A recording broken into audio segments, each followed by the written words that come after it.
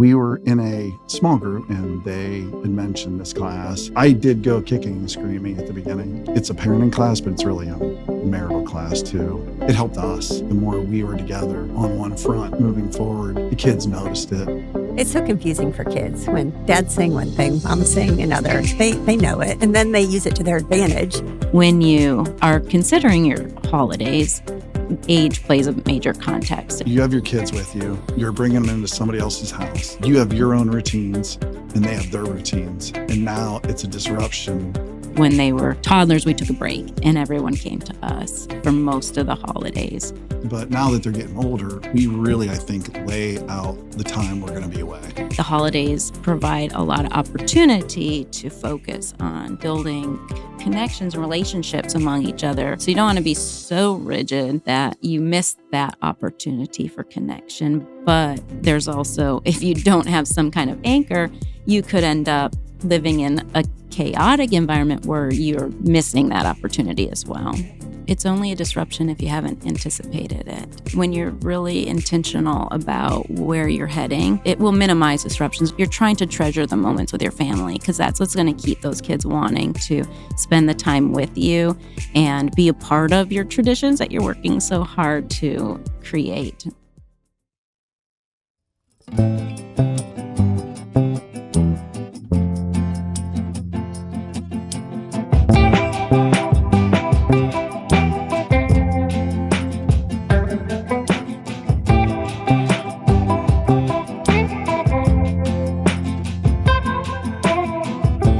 Well, it's good to be back on the Life Parenting Podcast. It is good to be here. Yeah, Rich and Julie. Young. Should we do every other word this podcast? No, that would drive you and me and everyone listening crazy. I think it would be kind of fun. I really do. I think you're the only one. We have not done a podcast where we've done every other sentence or every other word. Yeah. I think it'd be fascinating. Yeah, okay. But we're in a three-part series here on holidays. On the holidays, yeah. Yes. So we've got our second installment here. And I was just thinking back, when we've traveled in the past, what are some things you love about traveling and being out of the routine? I love adventure. I love seeing new things, meeting new people.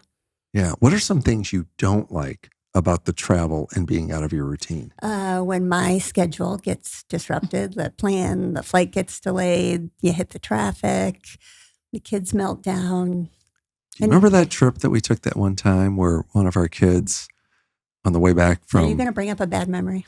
It was one of those things that, it didn't happen often, but they cried for like 3 straight hours. Oh, yeah. Remember that? Yeah. Those types of things are kind of challenging. Yeah, I think I've blocked those from my memory, but yeah, those have happened. Okay. Yeah. So we're going to talk a little bit today about when your routine and schedule is maybe disrupted.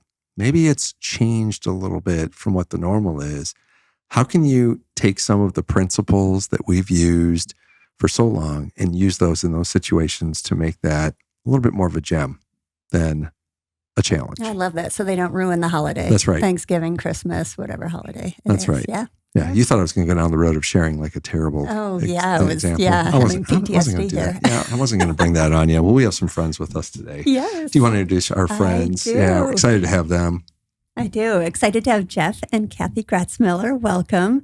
We met you guys 5, 6, 7 years ago, something like that, when they walked into our living room. Mm-hmm. I think it was Parenting from the Tree of Life. Was that the first class? Yep. And that's how we got to know you guys, and have just loved getting to know you and watch you guys parent your kids with wisdom, both your kids are just a blessing. Yeah. So we want to find out a little bit more about you. So tell us a little bit of your story. Start maybe childhood. Jeff. Let's go back. No, let's talk a little bit about your story, when you guys met, how you guys met, and then we'll go on from there. Yeah, so I'm Jeff and Cathy. We've been married 17 years. We met in Atlanta. I was living here for a while, ended up moving to Atlanta for a job, and met Cathy. We were coaching at the same high school and ended up meeting and courting her. And from that point on, we moved back to Charleston. So Cathy, was it love at first sight? When you saw him, did you think, this is my man? Or... that might be a little bit of a stretch. Okay. Okay. So we had some work to do then. There was definitely a spark, I would say. Okay. All right. Kind of went from there. Okay. All right. Well, that's good. That's good. I think there's always been we've never really gone back and forth on who connected with who first. So I think we're, there's a debate yeah, there. there was one that she was interested first, and then there was one I was interested in first. Two different stories. Two different stories, but that's for another day. So maybe this might be our first podcast where we do like the newlywed game. We send Jeff out. Oh, We have Cathy tell her story. Then we bring Jeff in and we have him answer questions. Well, funny story that we've actually won a newlywed game. Yes, Did you on really? our 10-year 10-year. or something 10-year anniversary anniversary. in Grenada. Yeah. We were part of a well, I guess we weren't Newlywed. newlyweds, but they allowed us on anyway, and we won. And we won. Did you like Congratulations. kill the competition or was it close? I don't I really don't remember. I just remember winning. That's the winning is what I remember. So Jeff, did our in that newlywed game, what was the most interesting question they asked? Do you Oh my remember gosh. a question that was interesting, or Cathy too? I don't think I remember any questions. I remember being encouraged strongly by friends to go on it, and then it was so nervous. I was so nervous that I just answered. And Okay. then we Just won. answer. We gave truthful answers. Yeah. We knew each other. Yeah, I think that I was. like it. I really think that was why we did so well. Is because we were Yeah. married for a while. Yeah, we were married. So where'd you take her on your first date? So I took her.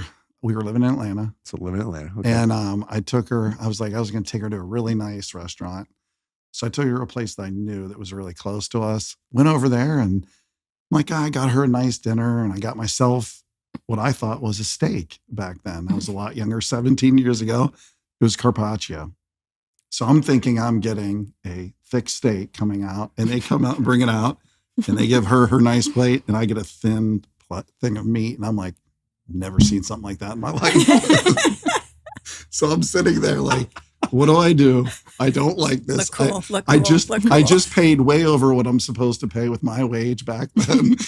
I got to eat it. So that was an experience and Was it good? no, it was awful. So you paid a lot of money. I paid a ton of money, but it worked out. Right? I just remember a Well lot worth of it. poking Well, around with the fork. Like, I kept mushing it up just so it looked smaller, so that I didn't have to eat as much. Yeah, That's what that your was- kids do with their food. You know Yeah. that. Yeah, we teach them well. Good life lessons. That's what you call begin as you mean to go. That's You it. know, that's a good parenting That's right. principle. Yeah. That's right. Well, that's awesome. Yeah. That's awesome. Well, tell us about parents. You became parents when? Tell us about your family, how old your kids are, a little bit about your journey there, and what led you into a class 7-8 years ago. Yeah, so we have a son that's 13. We have a daughter that's 10 now. We started, I think, around 7-8 years ago. Yeah. Like you said, we got in and it was in your living room. I'll be honest with you, we were in a small group with a couple people and they had mentioned this class and Cathy was all in, as she always Right. is. And I am always the one that's a little bit behind and hesitant to do anything. I thought at that point, I think 8 years ago, I really thought that I knew a lot when I knew nothing, very little. I think, Highly confident. yes, highly confident With that I was brought up in a way that I could do everything right and everything would work out great. And that wasn't so much the experience, but I did go kicking and screaming at the beginning. I did it for her more than for anything else at that point. Help Cathy be a better parent. Exactly right. Yes. I you want had it to all I want to figured make out, sure yeah. she could work herself up Yeah. to me. That is a true Yeah. leader, Jeff. That is a true Right. leader. That's right. Hey, I'm That's proud right. of you. you Yeah. did hear the ordering off the menu. I Story, right? did hear that, Yeah, Kathy. okay. We're not going back That's- there. We're moving Oh, on. yeah. Oh, We're yeah. changing topics. So now- I'm saving Jeff from the That's menu. right. Yeah. About to take the class. That's right. Mhm. So I went for that reason. And as we got into it, it just, it took a life of its own. I think our marriage, a lot of people, I just had somebody the other day say to me, it's a parenting class, but it's really a marital class too. And Right. I think it really, at that point, we were at a point where we had a 3 or what was it then? It's about 2 and 5. 2 and 3, 5. Almost 3 and 5. Yeah. And we were realizing a lot of things we were doing were not going well, Mhm. or just miscuing. And this really put us both on the same. We came from different backgrounds and different parenting styles and, That's so true. pretty That's pretty normal. Yeah. normal. And we had different ideas of how we wanted to do things. And we just weren't connecting on them, weren't hitting. And the class really put us together on what we were doing and gave us a focus and a good focus and things that worked. We're going to get into the disruption of routine and schedules a little bit, but I'm going to ask you first for each of you. So you've been exposed to principles from the ministry for 7-8 years. Give me the one principle that comes out immediately in your mind that is the principle that you think has been the best one for you. Cathy, I'll go with you first and then Jeff second. So if you had to pick one principle, what is it and why has it been impactful for you? You actually mentioned it a little bit earlier, but it's begin as you mean to go. That really impacts me. If somebody was asking me for number one parenting advice or that I would give to new parent, I said, I think it would be begin as you mean to go, because that will carry on so many more fruits into the future. So that's explain what that means to you. Give me a practical example of what that means to you. Being proactive, thinking ahead where you're going, and then making some plans so that you can get to where you want them to be.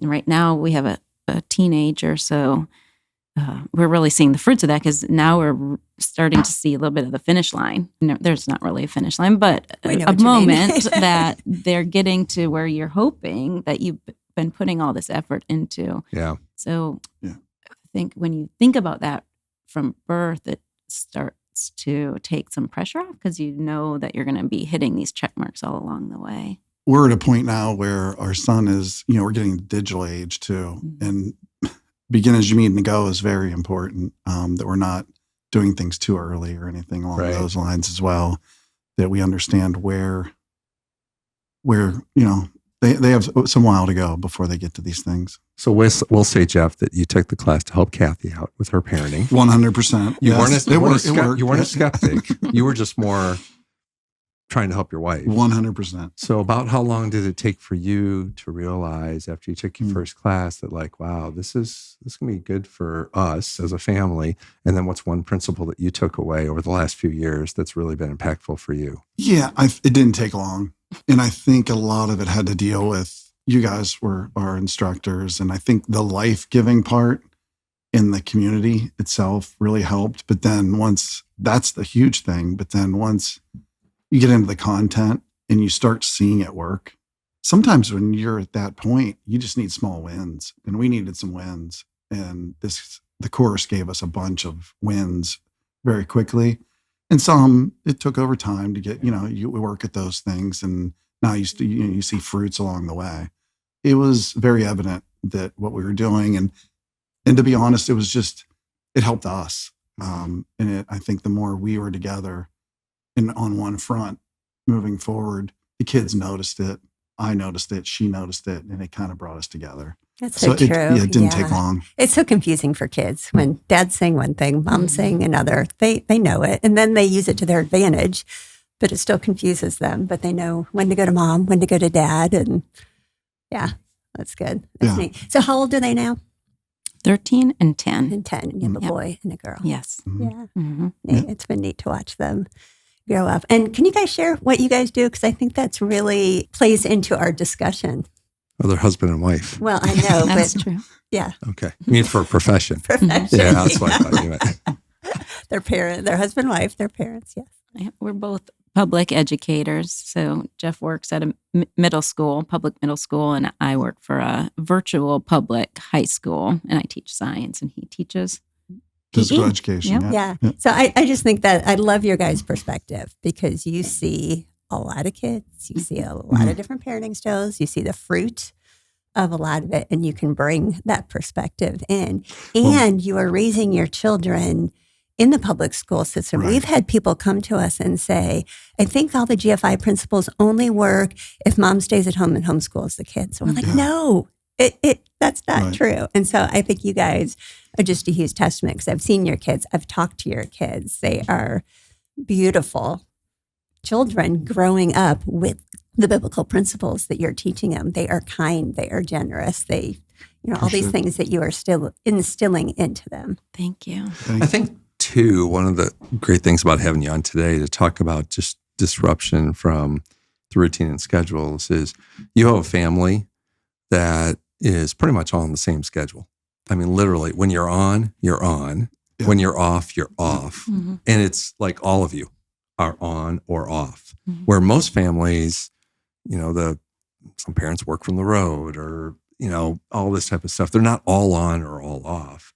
So it's going to be great to get from their perspective some of these ideas and some of the things that they've done because they've truly been able to, they live it. When they're scheduled, they're scheduled. When they're off, they aren't. Right. So we want to get into that. I think that'll be really great to get in some of these ideas and principles. So why don't we just start with just some thoughts that you have regarding when you have these breaks and what are some things that you have done that you've seen fruit from and just some things that you've worked through over the years. We're both she's from Michigan or the Upper Peninsula. Yes, same. And I'm called from the UP. Come on, don't you have to She's say a it. Uper. She's a UP. Yes, she's the UP. Yeah. Pier. Mm-hmm. Uper. Uper. That's why they call it that. And that was Okay. because when you say that, that's what it sounds like. Yeah. I'm from Pittsburgh. Yeah. Little easier. And what's the translation for Pittsburgh? Just Pittsburgh? A Yinzer. A Yenzer. Yeah. Okay. Yeah. Like Yins guys. Okay. Yeah. Okay. That's one of the, there's a bunch so of. cool. Every region of the country has something. Yeah. They sell know? t-shirts that have all the Pittsburghese type things on them. Yeah. Yeah. Okay. It's fun. Never heard A whole different dialect. Yeah. Yeah. I get people all the time say, you're from Pittsburgh. I'm like, how do you know? They're like, you do a lot of little things in your voice instead of Asian, like yins and that sort of thing. So yeah. That's awesome. Yep. And I only eat Heinz ketchup. I don't the other. Heinz is from Pittsburgh. So Okay. you grow up in Pittsburgh, you have to eat Heinz ketchup. Yeah. Good to know. Yep. Yep. Heinz Field. That's right. Well, used to Not be. anymore. That's right. That's right. Mm. So what are some things that you guys have taken? You travel multiple times a year, see family, you have Right. schedules that change pretty dramatically between holidays and summer and all of that. So what are some things that you've learned that have been really key and how did you come about, putting these things in place? I think when we were first starting out, we did try to travel all the time on our breaks because we had it off. We had it off together. So when our children were little, we tried to do all the things and we would carry those babies on the planes and you can't get a direct flight to where I grew up. So we had to do always transfers. And when you're breastfeeding and carrying a million toys and trying to do all these things for 7 hours of traveling, it was a lot. But we tried to do it. We tried to keep it equal with families. And it became where that wasn't the best way for us and to manage our babies. We tried. And so in the toddler years, and that's what I kind of want to share is that when you are considering your holidays, age plays a major context in how that, and it may not always be that way, but for us, when they were toddlers, we took a break and everyone came to us for most of the holidays. And now we're in the tween type years, and I think we may be more open to changing that. We've been taking the kids on a lot more vacations, so we'll travel with them in the summertime. We spend a lot of time in the summertime traveling and do fun trips too. But when they were babies, it was tricky. It was a lot. Yeah. Would it steal your joy from the holidays? Was it just the stress? Or were you able to figure out how to manage that? I think I hardly remember some of it because I was just so busy thinking about packing all the things and remembering the sound machine and remembering I'd have a little printout of schedules because I do live a little bit more comfortable with a scheduled routine. But when our families don't. So when we would take the time to go, it was different when we got there. And we learned a lot from it. Though. Yes. So I do remember the biggest stressor now that we're thinking here is you have your kids with you. You're bringing them into somebody else's house, even if it's your parents or family. But you have your own routines and they have their routines. And now it's a disruption because you're messing with their routine a little bit. You have kids in places that they're not used to having them. You have kids waking up at certain times, so you're worried about that waking them up or other kids in the household getting woken up. That's where it got me, is where I wanted to be a good guest. And it was I think sometimes it became a battle between my family and my home life parents or whoever we were visiting at that point, like trying to be a good guest and care for my family in the same token, Right. So we did have to make some adjustments, and we did do that over time. What are some of the things you did? Because that's a pretty normal thing. You go into someone's home, whether it's your parents, a friend, a family member, they're going to have their own routine. You're going to have yours. And how do you handle that? So what are some things you learned through that? And what are some things you did to work that through and make it more effective? At first, I think we struggled, honestly, and it didn't go always like we had planned. But then we learned that it's okay to just spend it in our house and welcome other people. And but I do think over time, us planning ahead, yes. going somewhere when we went, we would really first, a lot of times Kathy and I would talk about how that was going to look. And then we would talk about with the kids. And as they get older, you can have, better conversations. Sure. When they were younger, it was really us. Yeah. But now that they're getting older, we really, I think, lay out the time we're going to be away and what we're thinking. Is there anything that they, they're 10 and 13 now. So we ask them, is there anything they were hoping for that they would want to get out of the trip while we were there? We have certain things we have to do. And then I think the other thing that I started doing, and we've both been doing, is preparing our parents. They know how we raise our kids now. And that was a struggle at the beginning. They taught us a certain way, and they expected us, I think, when we were in their household, a lot of times to maybe be pretty close to that. And I think that's pretty normal. And I think we were going, the GFI is very different for a lot of people, right? And it's new to people. So for us to maintain what we were doing, I had to let them know what we were working on before we got there. We would say, hey, these are the things we're working on. We understand that these things that you have going right now are one way, but we're working towards this, and we'd like, some help with this, or just understand where we're at. I love that, saying we'd love some help with that, because I think it can be very threatening to parents to hear we're raising our kids differently than the way you raised us. And now, being a grandparent, I kind of get that, because, I think we've done a decent job raising them. And then if they were to come and say, we're doing it totally different, it can be like, oh, did we mess up and do badly? So I love that you try to include them and get them on the team. And I remember Anne Marie saying too, another gentle way that we can talk to our parents if we're doing things differently is just talk about how times are different now, and not in a, it's so much harder, but there's social media now, or there's just some things that we're really trying to navigate that we never had when I was a kid, or something like that. In order to, do you have any, even asking their opinion on some things? I think you have to be careful with that, depending on who the parent is, but and their personality. And their personality.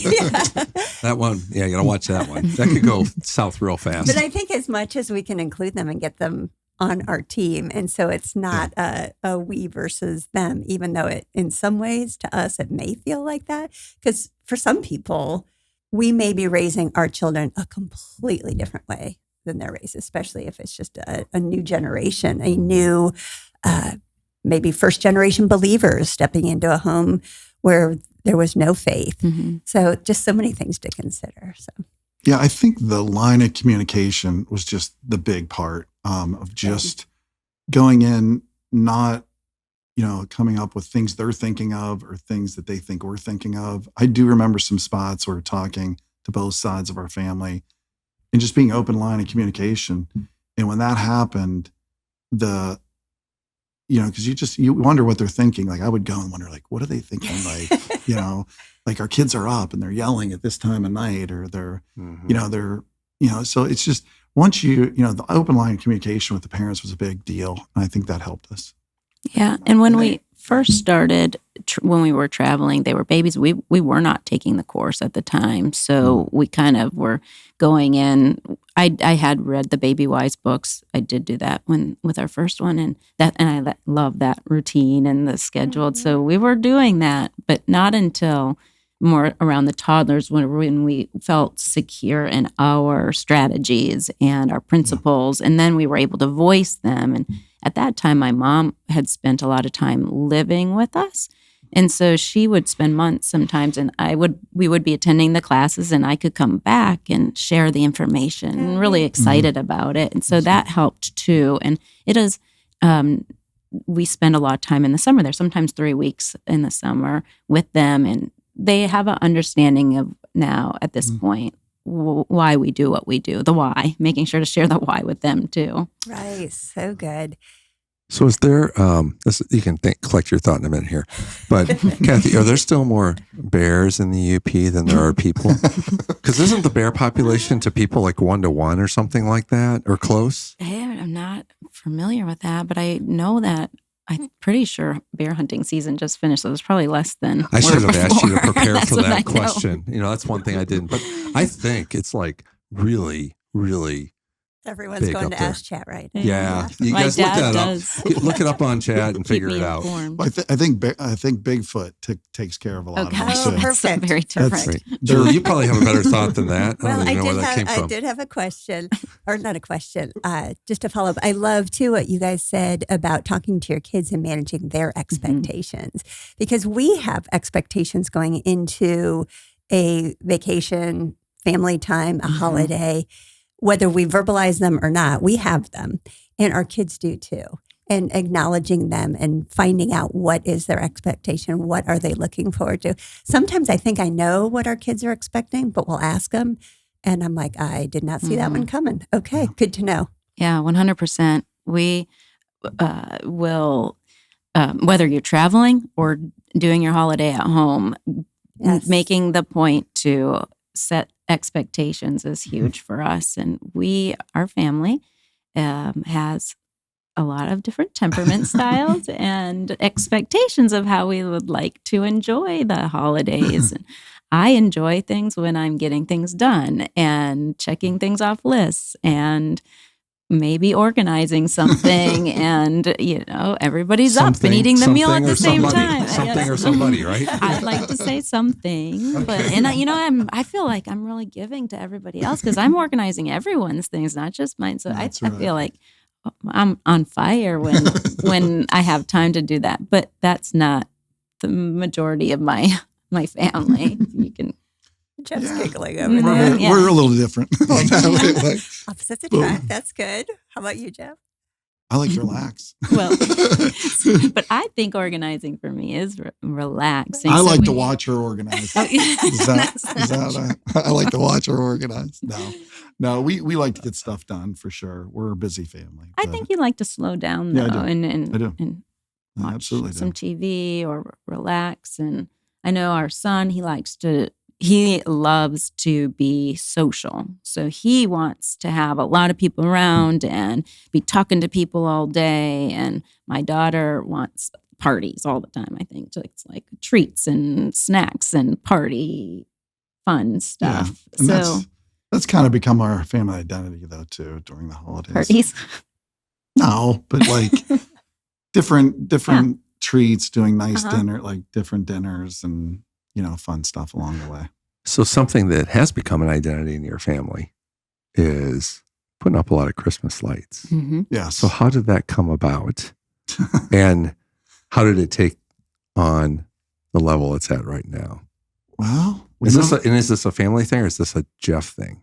No, It's a Jeff thing. I think it's gotten to be a whole family because you're talking. No, yeah, our family. Yeah. That's what I mean. Like your family. Yeah, no. So tell us a little bit about that. How'd that come about and what's it like now? Well, we moved into a neighborhood where you really don't have a choice. they It's decorate a keeping up with the lot. neighbors. No, I love it. I love that porch. I love decoration. I love decorating everything inside and out and just feeling the holidays. And that's just the way I am. But when we first started out, all we could afford was just a couple decorations. Yeah. So every year we would say, we'll get one more big decoration, more big one. year. Okay. So it started small. Yes, very small. definitely. Yeah, we didn't have the money back then. We don't always now, but we slowly add. And, Yeah, we've added And along you chose the way. not to go the credit card route. Mm, Oh, No, no. proud of Yeah, you- that's proud of another you guys. podcast. No, so if that's you the have whole. right now- Yeah, that's exactly right. No, so we live in a neighborhood where there's people that drive through a Mhm. good bit. You know, it's a drive-through neighborhood where people come to see it. They bring in a crane and everything in the back and put up them all high above the light. You know, so I don't get into that part. I'm not part of the back cul-de-sac, but I'm around the corner, so I have to do everything myself. So you're saying the residents in the back of the cul-de-sac Yes. rent a crane to put their personal decorations up? 100%. That's next level. Yeah, Wow. seriously. Yeah. Holy Oh, yeah. cow. I Yeah. don't think we've ever driven through their neighborhood at Oh. Christmas. Oh, We're good at this year. it's worth a show. So if you were to give me an estimate, or the listeners an estimate, how many lights to the nearest 1,000 do you put outside? What would you say? It's the nearest 1,000? Yeah, just guess. Are we talking 50,000? Are we talking 100,000? I'd say I don't even know. Between 50 and 75. I like to 1,000. measure Yeah, them in 50,000. totes. Yeah. Yeah. So we have Totes. about 7 to 10 totes. Full of light. Full of Our lights, entire yeah. attic is full of lights. That's pretty. so. That's pretty up there. That's getting next level. It's something, that's Mm-hmm. for sure. Every Yeah. year's a little different. We usually Okay, we're give them driving something. through this year, Yes, we are. and we're going to look at this I neighborhood. One fun story though that was worth sharing is we 2 years ago or something, we Yeah. really wanted to add this giant Frosty the Snowman, and we had been debating on it for a little bit of time because I really wanted a snow globe. And I kept saying snow globe, snow globe. And nobody- The whole family was yelling. yeah. And so I saw this giant Frosty that kind of We had also looked like a snow globe in the belly, and it projected the Frosty movie on it. And I was like, that is the Worth it. ultimate. So cool. But when we purchased it, It cost a little bit of money. yeah, it was an investment in fun and lights. And It but was an investment. It was for us. Whenever you want to purchase something that you want to have personally, we're going to invest.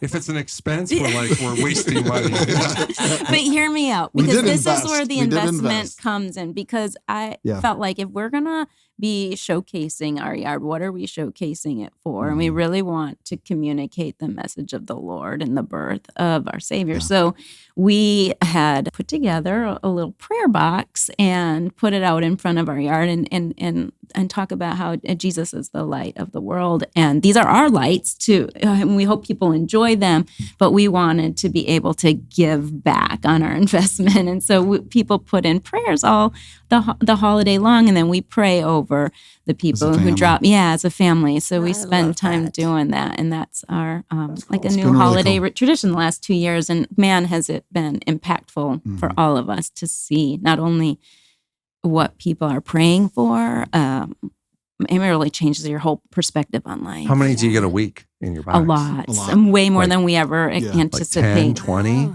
It depends on the week, but sometimes we get 10 a night. 10 a night? mm, Wow. mm, Getting closer to Christmas, you'll get like 10 a night. because a lot That's of people amazing. drive through our neighborhood and they slow down There's a to lot of people that look go through our and- neighborhood. That was kind of what we kept thinking. Is Mhm. like there's so many people coming through Right. our neighborhood, and there's so many people stopping. Mhm. And when we bought this thing, you kind of stopped to watch the movie, right? But right beside it, we ended up building a pretty decent prayer box, Mhm. and we have everything there that they can do. And so, So it's a prayer box, not a confessional. no, it's No, not a no. confessional. No, Okay, good. No, Good. no, I don't deal in that. But that's for somebody higher than mine. Yeah. But Different pay grade. yeah, pay grade, 100%. I can pray. That's one thing I can do. Good. Yeah, you do a good job of that too. so, I've heard you And we do that. all actually take turns. So we'll give each of us, depending on how many the notes, we'll distribute them, or sometimes we'll look at them first and choose. But yeah, between the four of us, and actually last Christmas, I think I had my parents and because they yeah. stay with us over the Yeah. holidays, and so we took a chance, and it was a little out of their comfort zone, but they Good. helped us as well. You're at our house, you're praying. Yeah. So in your neighborhood, and I know where it's at, but do you have one house that is more like the Griswolds?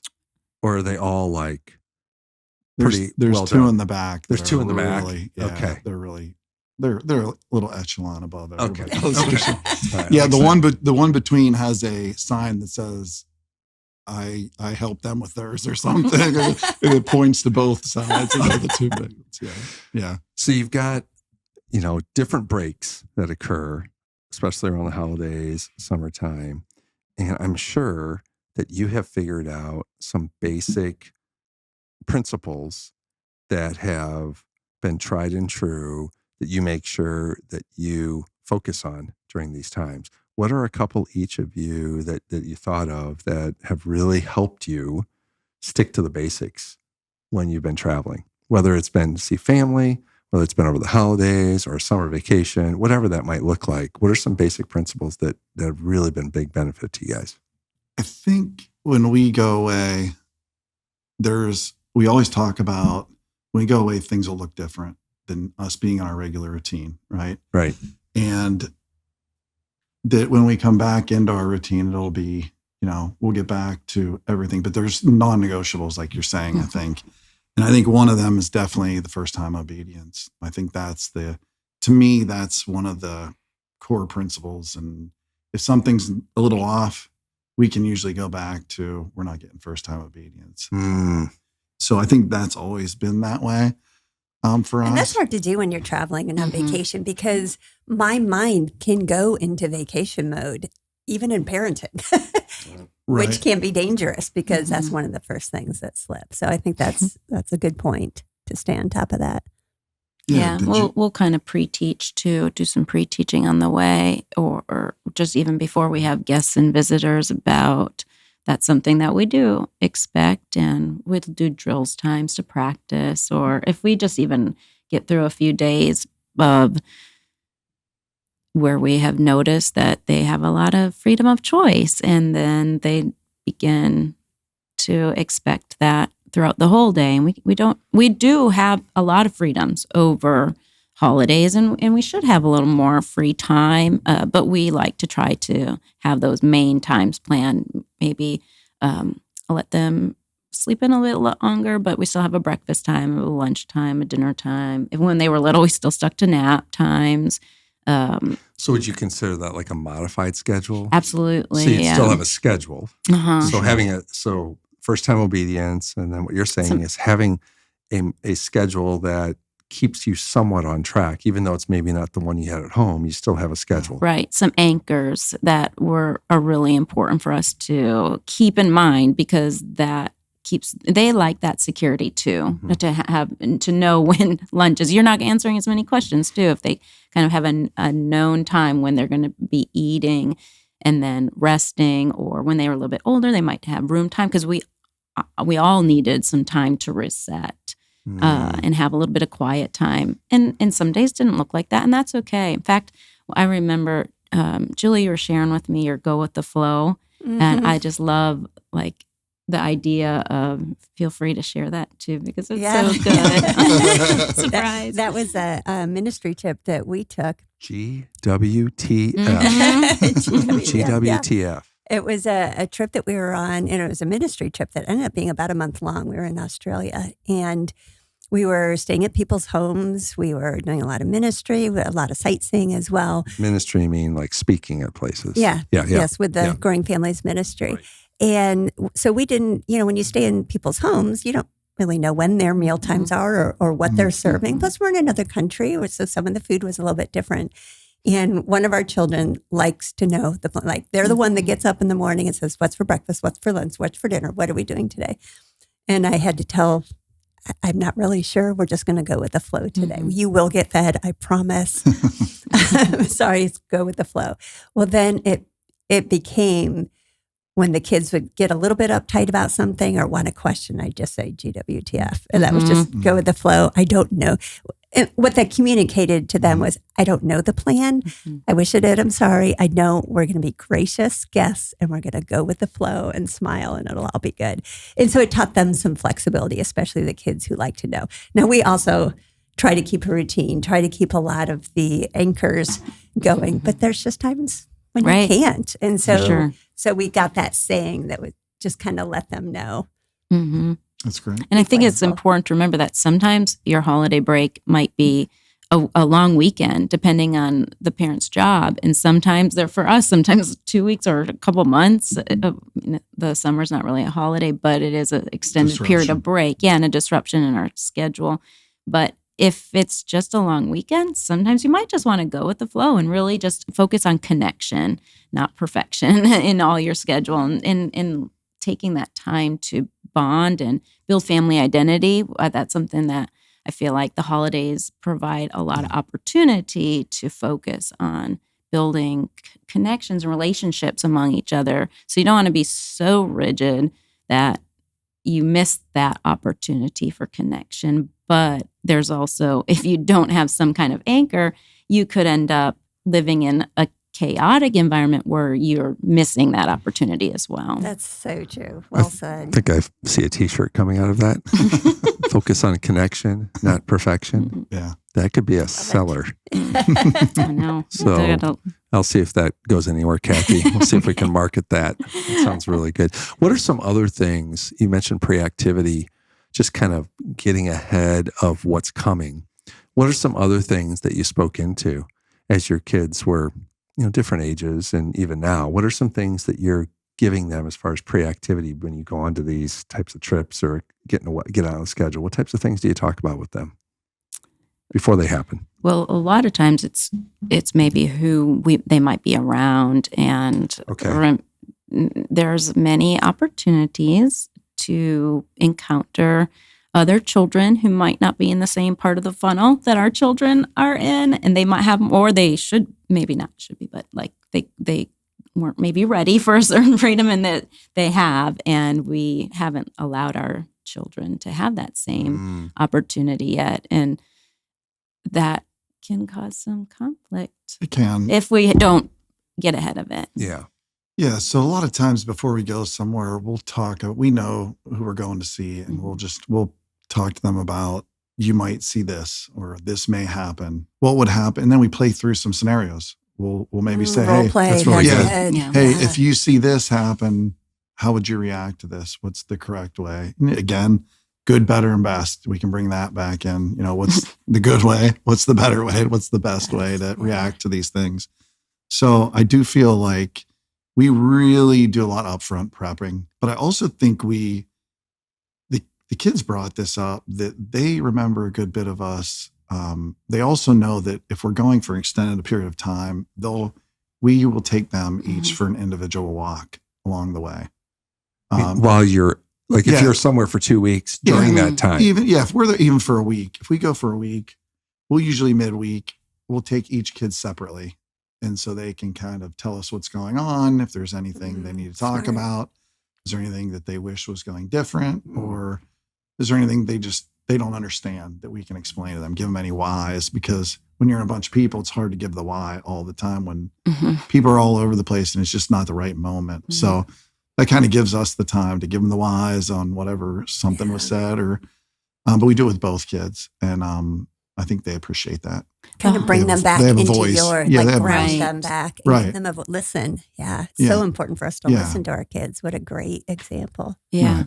The holidays are also a great time because they're going to encounter a lot of family or older family members. So we might remind them that they're going to encounter these opportunities to ask them a lot of questions and practice engaging with their eyes and asking good questions and listening, and what kind of questions would you ask? So we can ask those things before we get there, shaking their hands and practicing greetings. Yeah, or even prepping, like if someone was in the military or in a war, or, we might prep them and say, hey, just FYI, I don't know if you knew this, but like this person did this or this. And then you might want to ask them about that. It'd be pretty cool if you could hear something about that. You don't get that opportunity too often. So yeah, teaching our kids how to have a conversation, how to be interested in others. It's so important anytime. And the holidays present so many great opportunities to do that. Not many kids are trained on that, it seems like, anymore, how to carry a conversation and be interested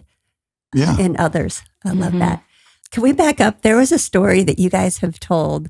You talked about first time obedience as a non-negotiable, and you guys, I think it was just this summer, took a trip and you introduced a parent sandwich to your kids. Oh, I thought that was cute. Yeah, this is not a GFI say principle. that. It's parent sandwich. Parent sandwich. And it hasn't been a GFI principle No. up till now, Kathy. Oh. We are introducing it as a new GFI principle. So you and Jeff will be the first to share with the community Yeah. on this new principle. Okay, well. Isn't that exciting? I'll hand it over to you. Yeah. She's the one that came up with it. This is hot off the presses. Yeah. First time shared. We were in London with the kids, and this is their first time out of the country. And there were a lot of people traveling, and I was feeling a little bit nervous. And with the amount of people and all the crosswalks, and I was also navigating. And so I was looking at my phone mostly, but also very concerned about all the people and that somebody was going to be watching our children. And I wasn't always sure that could be me. So I said to Jeff, it would be great if you were in the back of the children and I was in the front of the children. And then the kids were always in between us. It's parent sandwich, everybody. Parent sandwich. And then every time we started to get into crowds and I would notice somebody wandered one way or the other, I'm like, parent sandwich. Yeah, Parent that was said quite a bit. Because we traveled to multiple and countries. That was mainly for Jeff, right? I'm not 100%. Someone was not in the sandwich. There was a missing layer. Missing piece of bread. Yeah. Yeah. I tend to wander myself. Yeah. But we had a lot of fun as a result because we were all safe in our sandwich. Yeah. How do you think our 7 would work with the parent sandwich? That's a big sandwich. Yeah, that's one of those. I'm trying to think of that. Dagwood. Yeah. Yeah, Dagwood Bumstead sandwiches. Yeah. exactly. I think we're really dating ourselves now. Not really. We're people are relating to us. Okay, good. I good. believe. I hope so. Yeah. The month of December can be kind of crazy. There's a couple times of the year. You got the end of the school year and you got the month of December. Both of those, it can be like overscheduled pretty easily. Mm-hmm. How have you worked through that? How have you as parents worked through some of those seasons where it just gets loaded up and work through some of those choices as a family and with your kids? Well, so I can tell you that we try as much as possible to maintain a weekly meeting with the family, that we all sit down and talk through the week and that sort of thing. And then when it gets close to like these holidays, we just had one for, the Thanksgiving, and our kids do like tradition, and I think our family identity is a lot of these traditions that we do. That's awesome. But we need to always, I think, make sure that we are understanding as our kids grow where their intentions and what traditions they hold value to and which ones they don't hold a lot of value to. Yeah. So I think going into it, instead of us going crazy and trying to do everything, this year we really asked the kids, okay, here's a list of things we've done in the past. Here we only have so many weeks. There's some yeses and some nos coming. What has value to you, and what do you feel strongly about that you feel holds our family identity? And they both voiced it. And it's changed a little bit over the year. We realized this year. So going into this holiday, we're just focusing on a couple things that they really felt valued. That's so good, because I think what we noticed is we would have some traditions, and then maybe one year we tried something new. Someone invited us to something. We went to a new parade or festival, and we're like, that was so good. And then all of a sudden we have a new tradition. We had one of our children. Kid. We had one children who said as soon as we did it once, it was like, that was a tradition. We were like, we did it once last year. Never mind, it was the new tradition. Yeah. And what we realized, I can't remember how many years ago, we realized we had so many traditions that some we'd only done for 2 years. Some we'd been doing for 10 or 15 years. And we did the same thing. We sat down with the kids and said, what's important to you? And some of them surprised us. Some of the things we thought that they loved, they're like, yeah. I feel like, well, I could cross that one out. I think it's good to keep an open mind too, because when I was growing up, just one example would be we always cut down our Christmas tree. And speak it. I loved that time. We would all go out into the woods. It was kind of snowy. It was very special. We had hot cocoa when we got back. It was like a really special memory. And I thought that would be a great memory for our family. But apparently it doesn't work the same if you don't have a natural forest right down the road from you. South Carolina Christmas trees No. are not the shapeliest. Not at all. And so There's mountains 3 hours away. Yeah.